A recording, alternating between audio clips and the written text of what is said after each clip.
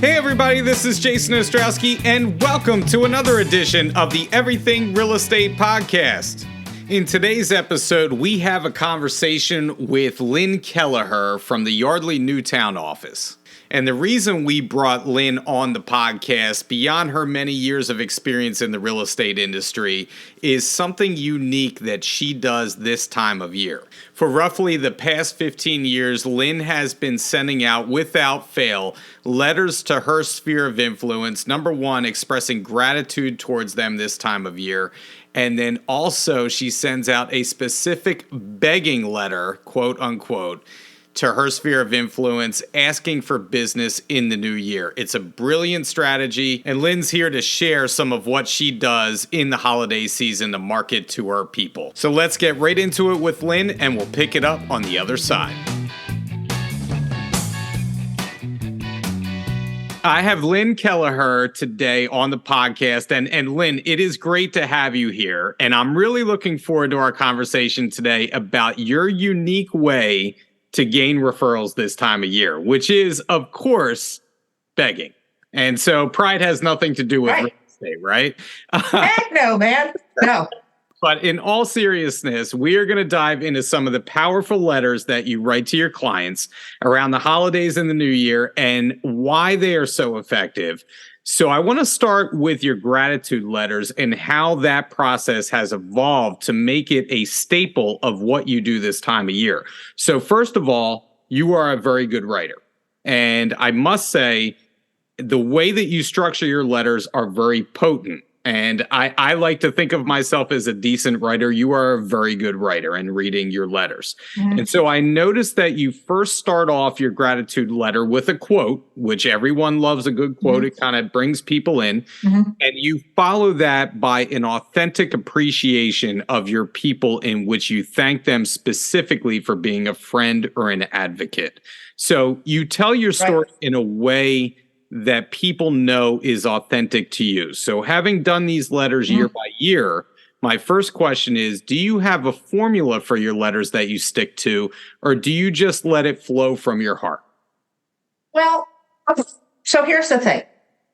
I think the first thing people should understand if they do that, and I would recommend that everybody do this, and the podcast couldn't be more timely because the time to send a gratitude letter is at Thanksgiving, because that's what Thanksgiving is all about. So I start with a quote because that's then not the sounding board, but that's the jumping off point for the rest of the letter. It's the inspiration point for the rest of the letter. So it's not, it makes it a little bit less awkward. So then the body of the letter is based around the quote, and I apply the quote to my business. So in a sec, maybe I'll read one so people can kind of see. Number two is that so I start with a quote, and then there are two recurring themes.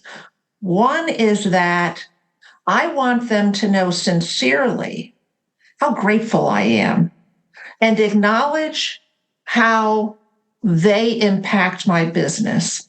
And the other part is that I make a presumption that they are advocating my business.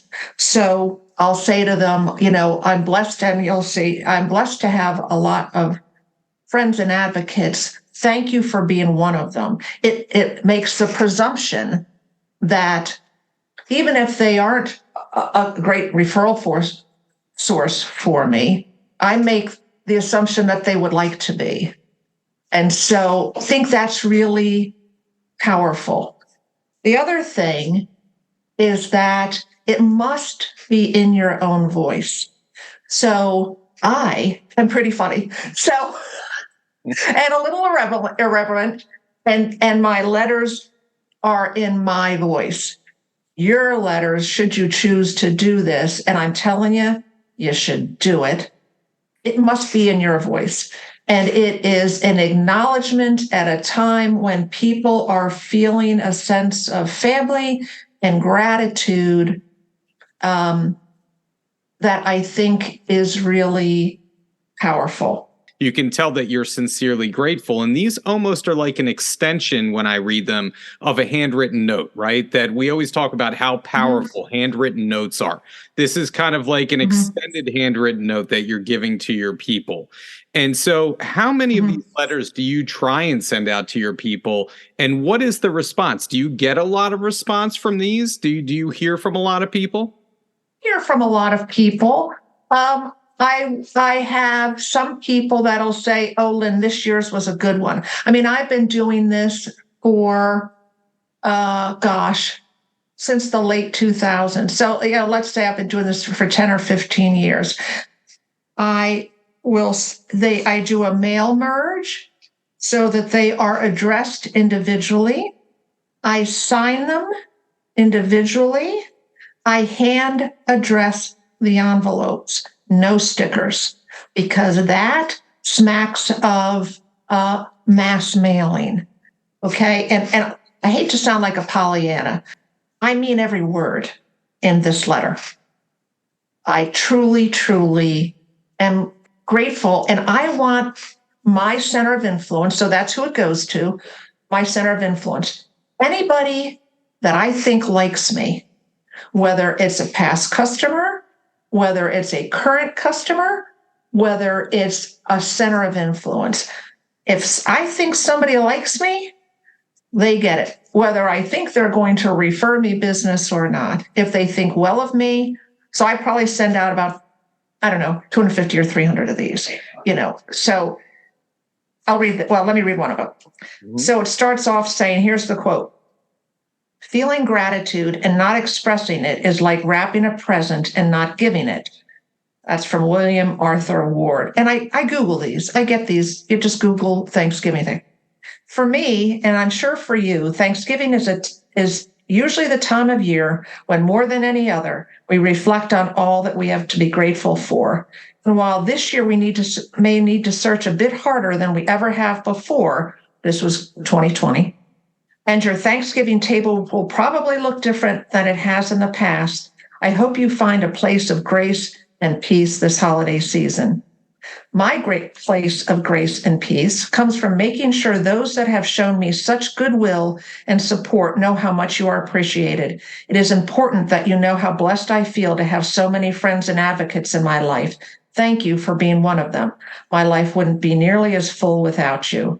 I hope you too are feeling blessed this holiday season, and despite the uncertainty that swirls around us, you find an abundance of things to be grateful for.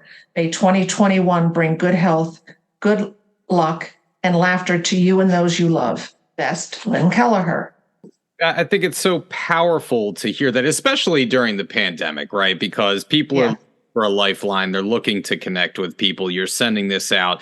You can relate to what everybody is going through. But I think the other thing is your consistency in doing these. You just said you've been doing them since the late, aughts, right? So, whether that's 15 years, the consistency is what people expect from you year after year. I always tell the story of people, a lot of agents will send out, sports schedules, right? Eagle schedules, Philly schedules. And I thought that it was so cliche to do that. But once I stopped doing them every year, I would hear from so many of my clients, where are your schedules, right? So it just becomes a part of your every year routine to do these things. And people expect that from you. Isn't that true? Yeah. Come hell or high water, this letter's going out. And I do it. They go out the Monday before Thanksgiving. So it arrives Thanksgiving Eve, the day after Thanksgiving. Come hell or high water, these things are in the mail. And, it takes a little bit of doing, because I do sign them all. That's not a big deal. And I handwrite all the envelopes. And I do them on, if you go to Paper Direct or any decorative paper company, I do them on a pretty paper and in a pretty matching envelope. So it's not going out in a Berkshire Hathaway envelope. this is not a business letter. This is a letter from my heart. And I don't want it on a business letterhead. I don't want any of that. The begging letter may be something different, but the gratitude letter, that's the deal. Well, you stole kind of my next question, because I had a feeling that you personalize these things to the nth degree to make it that much more effective. And I think it's a brilliant thing, right? You have a custom envelope, you have custom paper. These things mean something. They're not just your run of the mill, like you said, sending out in a Berkshire Hathaway letter. No offense to people who do that, but it's much more powerful to have it personalized. And you said you actually write the names of your people on the envelope. You do not use labels, which again, much more powerful to do something that way. It takes a little bit more time. Right. Like you said, the impact. No bulk mail either. Yeah. Stamp. And it's a special stamp. Sometimes they have like give some sort of a thanks kind of a stamp or a holiday stamp. It's got that kind of stamp on it. No bulk mail. No, none of that. What do you call that? Every door, EDDM, none of that. Not only from obviously a business standpoint, but from a personal standpoint, it bleeds into each other. The more personalized that you make it, the people like it better, and they know, like, and trust you better, right? So it just makes sense to do it that way. So that is an amazing letter in itself that you send out every year. But I also want to get in now to the really juicy stuff now, all right? So I want to move on to the more, I guess, shall we say, controversial of the two letters, which is what you call flat out your begging letter, which I love. The first thing that strikes me is that you take a big risk in begging for business, right? People don't particularly like to be put on the spot and asked directly for business, but you do it in such a clever way. So from what I've noticed in your begging letter is that you disarm everyone by telling them that this is flat out pandering for referrals. All right. So you take that portion of away for an objection, right? So, and then you talk about some of your other goals. It may be a personal story. It may be a glimpse into your life that shows some vulnerability before you get to begging for the business, right? But you tie it all together in a nice little bow. Yes. And so, it's so clever, if I do say so myself. So Lynne, why do you think this works so well? And why, as you put it in one of your letters, is your favorite and most effective strategy for increasing sales again this year?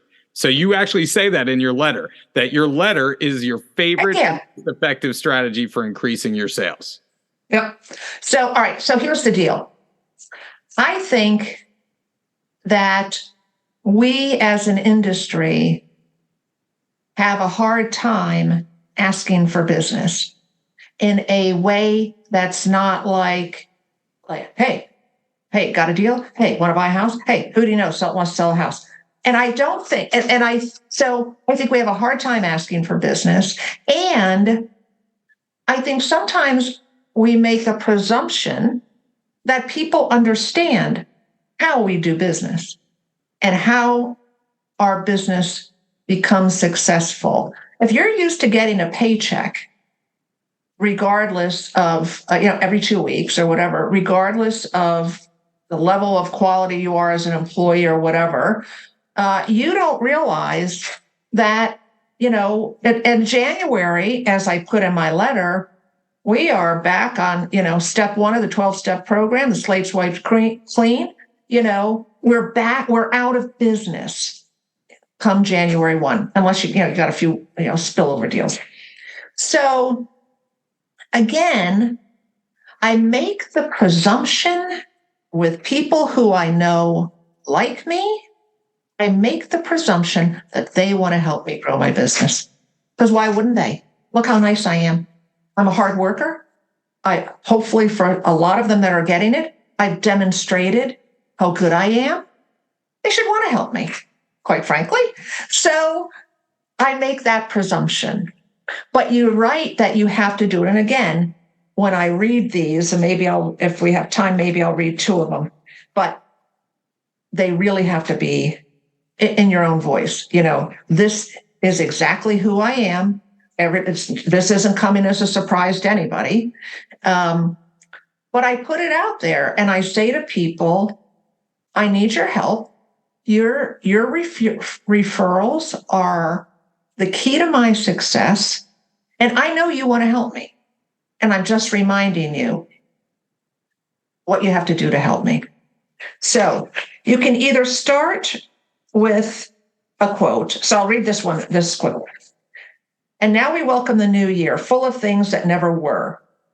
It's from somebody. Okay, that's the quote at the top. Then it says, isn't that really the essence of what we feel on January 1st? The slate is clean, our goals seem achievable, and the possibilities of what may come our way in the new year brings a sense of optimism.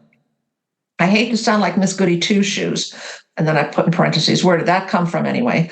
But I feel like all things are possible at this time of year, and I hope you do too. If not, call me.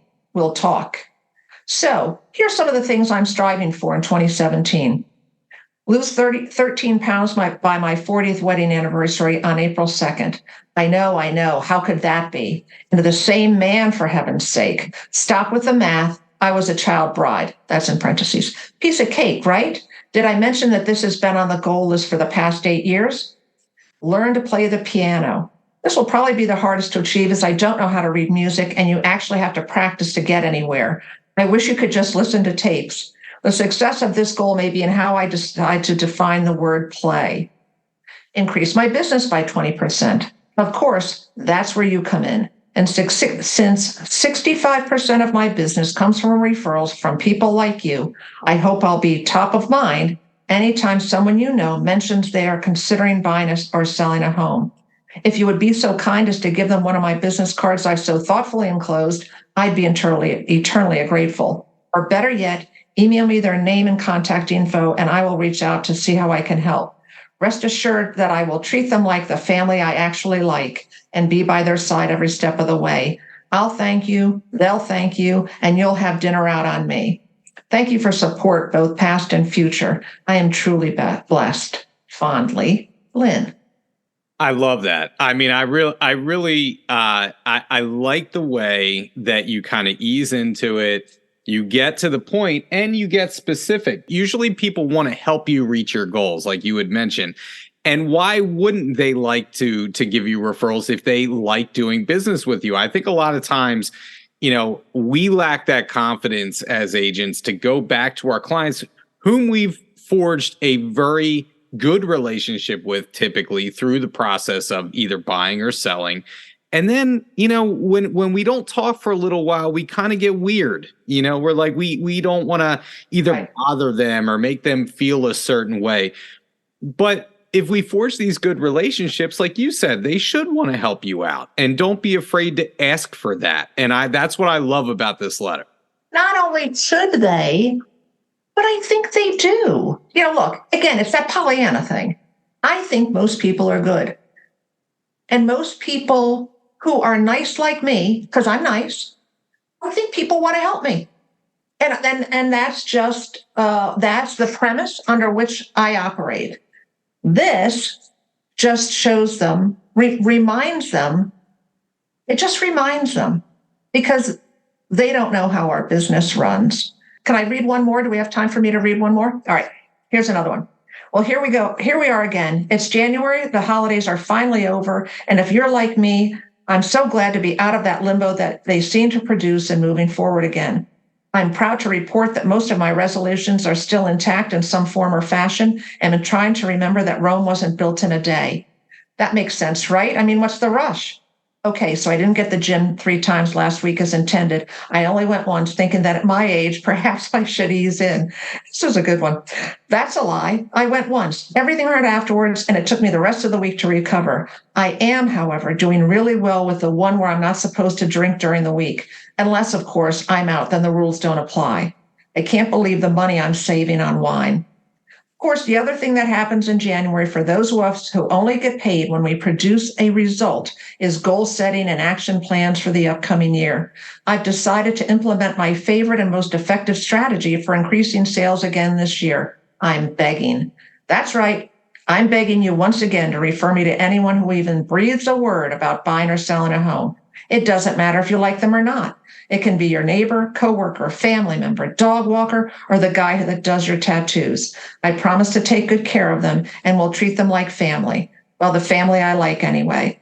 They win because they'll have me by their side during what can be a very stressful time. You win because you'll get dinner out on me, and I'll win because I can pay my bills. I love it when everyone wins. Seriously, though, my success does depend on referrals from people like you. Thank you, thank you, thank you for your continued support and goodwill. I can't tell you how much I appreciate it. I mean, come on, what's better than that? It puts it all out there. I love it, Lynn. So, so you've been doing this for so long. Do you ever get any blowback from any of these letters? I was just going to ask, never. Has one person said anything about this? No, never, ever. I get people that say this is so funny. And you know what? If there was some blowback, I'd just take them off the list. Certainly wouldn't impact me from not doing it. Because I think to myself, like, how funny is this? And, I think it's very real. Like, we need their help and they like us. So, assuming they like you, of course. So the same group, the same group that gets the gratitude letter gets the begging letter. And this goes out third week in anytime between the third week in January and the first week in February.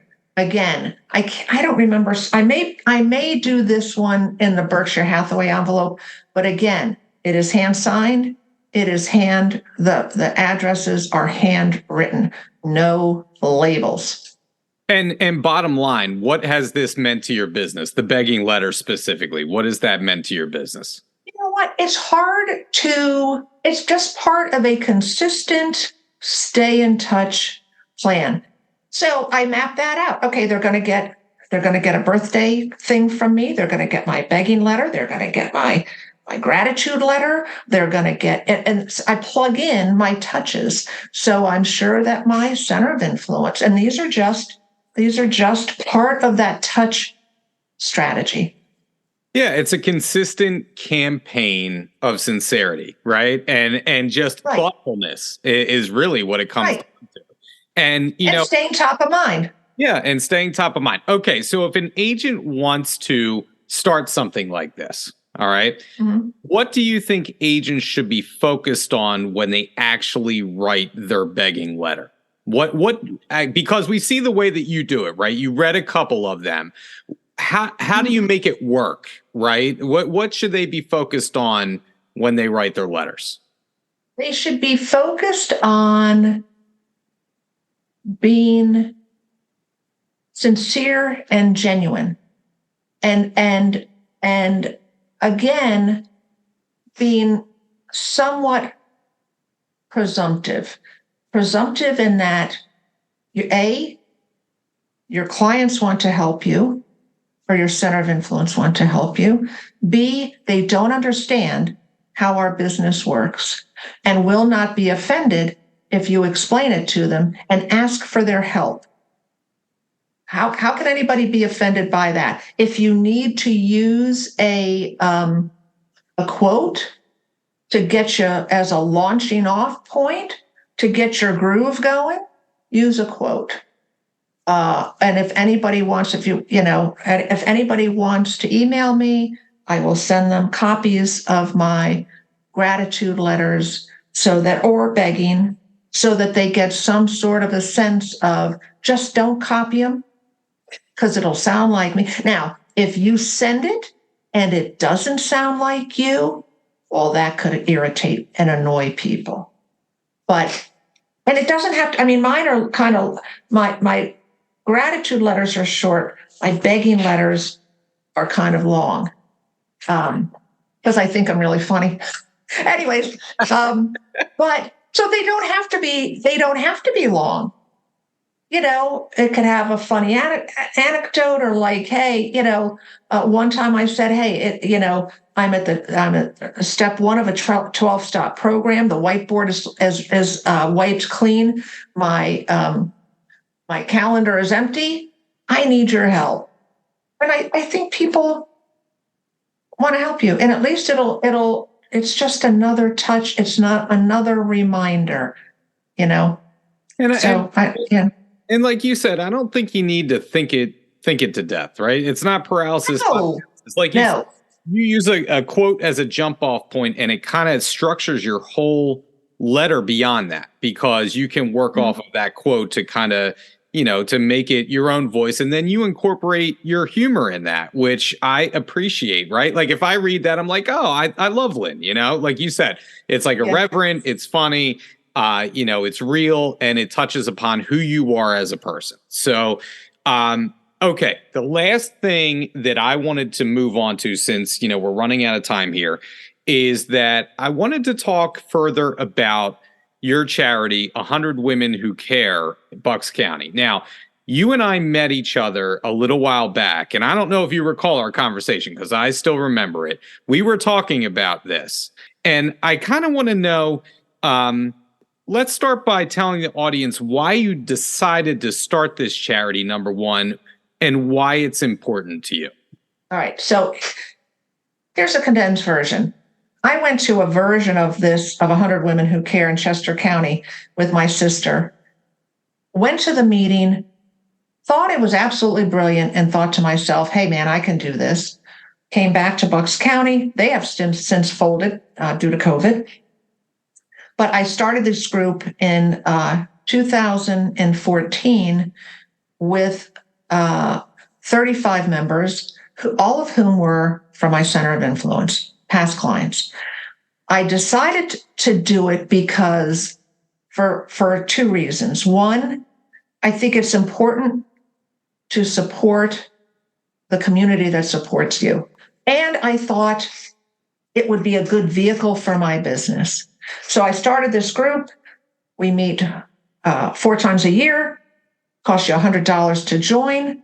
You come to the meeting, it lasts 1 hour. You hear 3 charities present. At the end of if they have 5 minutes, at the end of the 3 charity presentation, the membership votes, and the money is distributed. It used to be that the top vote getter got all the money. Now the monies were so big, the money gets distributed according to the vote count. So on December 4th, I have my meeting. I now have 250 women in my group. So in 1 hour, I will donate $25,000 to local charities. $100,000 in a year. That's really impactful. Here's why I would encourage people in other counties or wherever to consider doing the same. A, not a tremendous amount of work. B, terribly impactful. C, it presents you, it rounds you out as a person to your center of influence and to your community at large. It gives me the opportunity to promote my charity and myself in a way that's not always, hey, got a deal? Who do you know wants to buy a house? Who wants to sell a house? Hey, yeah, it's not that. It's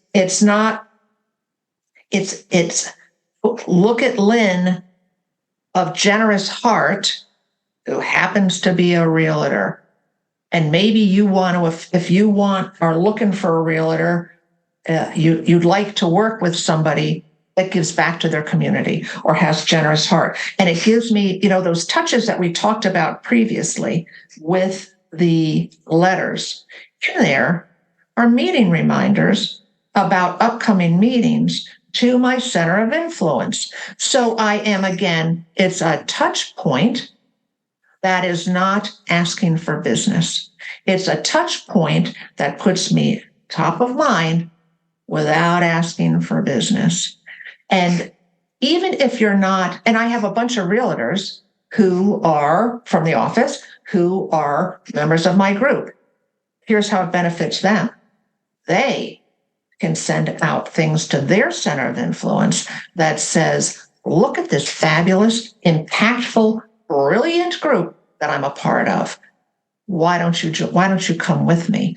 Or better yet, why don't you 5 or 6 or 8, 10 clients?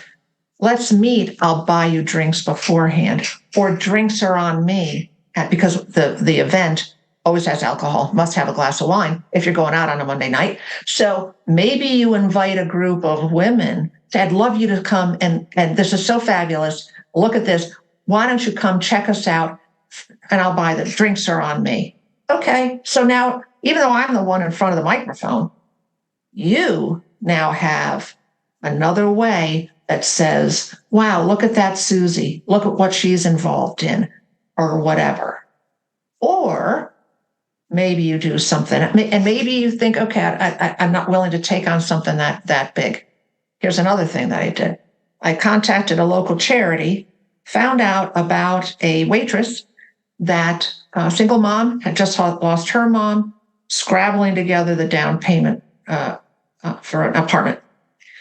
I got a group of 10 women, clients, said, hey, I found out about this gal. Let's go have lunch and leave her a really obnoxious tip. When we got there, and of course it was unsuspecting to the waitress, we get there, we have lunch. Afterwards, I say to everybody, I pick up the bill for the 10 women, the $300, whatever. I said, I'm paying your lunch bill. You still leave your obnoxious tip and the cost for your lunch. We walk away from that event, put $900 into cash, into an envelope. And as we walked out, I handed it to the waitress and I said, you open this when you get home. There was no fanfare. There was no, hey, look at us. Look at the good we're doing. Can I tell you something? Every single woman that walked out of there contacted me later and said, Lynn, what a great day. I felt like $1 million. So who's the hero of that story? Of course, we all were, but Lynn was, because she put it together. I think it's such a great point, and actually it goes to speak what I was going to ask you next. Just personally, what impact does that have on your life? Because I feel like it almost becomes contagious to other people, right? Other people want to join in and do good, number one. But also, and I feel like once you get in that mindset of doing that, you want to do it more and more. Would you agree with that? I'm a believer in that the good you put out comes back to you tenfold. You can't always, I can't say to anybody that, hey, I've had my charity for now almost 10 years, and I've gotten 7 pieces of business from it. Doesn't work that way, and that's not the objective. The objective is to give back to my community. The byproduct is that my clients see me, and because I get press, and the general community in which I do business sees me in a different light, in a positive light that only ultimately benefits me. And so, and you can do things, and hey, maybe this isn't it. Maybe you say to your center of influence, I'm adopting 5 families this year. Here's what I need. As a community, let's all of us adopt these 5 families. Whatever it is, it's good for you and your heart. It's good for your community. It's good for your business. I love it. All right. So we're about to get out of here. I know that you had mentioned earlier, and I want to make sure that it's okay. If people do want a copy of your letters that we're talking about today, number one, you had said it's okay to reach out to you. I just want to make sure that that's okay. And then number 2, where's the best place to reach you, Lynne? Just Lynne.Kelleher at Fox Roach. They can just use my Fox Roach email. I'm in the system. So I'll send you a couple of samples. Do not copy them. But use them as your own inspiration to create your own. I think everybody will. I don't know how you can't agree that these aren't fabulous. or the idea isn't fabulous. Yeah, I think they provide a great template for someone looking to do something like this. I know I didn't mention this earlier, but this time of year, just like you, instead of a letter, I do handwritten notes, but I write every single one of them. It takes me a couple months to get all the way through, your client list or your sphere list, whoever I'm going to write them to. But I bear down this time of year, write every single person a very sincere note that is very specific to them, and do the same thing that you do. I handwrite all the addresses. That does volumes for your authenticity and the personal touch that we always talk about that we should have as agents to our clients. And Lynne, I want to thank you because you certainly excel at that personal touch. There is no doubt about it. Reading your letters, your charity work. I want to thank you for all you do, and thank you for joining me today on this. This is fun. Hey, Jason, this was a lot of fun. Thank you for inviting me on. You got it. Well, I hope to see you at some point soon somewhere. Much luck to you in 2024, and good luck with your begging letters this year. All right. Thank you so much. That was the conversation with Lynne Kelleher this week. Here are a few takeaways I had in talking with Lynne. First thing is that I know we're talking about these letters today with Lynne, and the first thing that strikes me is everyone has their own way of doing things, and every person is different with their marketing, specifically what works for that person. So social media may work for me, it may work for you, but it may not work for this person. Or Lynne writes these letters, it may work for Lynne, it may not work for this other agent. You have to pick and choose what works for you. But the one thing that Lynne does is she is consistent. She does this every single year. Her clients expect to get them and look forward to these letters coming out. So whatever it is that you do it consistently. That is the name of the game. That is the number one thing in real estate. We always talk about the magic bullet. There is no magic bullet. Whatever you're going to do it consistently. Find something that works and lean into that. Number two, I want to talk about just the logical sense that Lynne makes in talking about her begging letter, right? We think that this is some bold strategy that she's asking her clients for business, but Lynne says, why wouldn't they want to give me business? If they like me, if they think that I did a good job for them, why wouldn't they want to give me business? And she is so right. I think so many times we get in our own heads about things. We tend to think too much. We get weird. Sometimes you just have to think about things like Lynne does and say, why wouldn't I ask for business? This is something that my people should want to do for me after I help them. Let them help me, and don't be afraid to ask. Last but not least, we ended on Lynne's charity, 100 Women Who Care, Bucks County. And again, I know we always talk about this on this podcast, but find something that you love to do, something that makes you feel good, and try and incorporate that into your business. That could be a million different things. I actually was talking to an agent the other day, and he actually is part of a dinner club. And that's what he enjoys doing. He gets business from it, and it works for him. The point is, the low-hanging fruit is getting out there and melding what you love to do with your business. That way you'll enjoy doing it and want to do it consistently, which is the key to anyone's business. So maybe that's something that you think about heading into 2024 to add to your business. Well, that's it for the podcast this week. We will be back in another couple of weeks with a new topic, a new guest, and as always, if you want to hear something that we haven't covered yet, please reach out to me, jason.ostrowski@foxroach.com. And if you haven't liked and subscribed to our podcast yet or left us a review, please do so. It helps us to reach more people.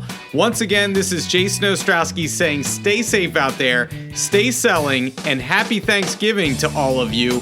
And we'll catch you on the next episode of the Everything Real Estate Podcast.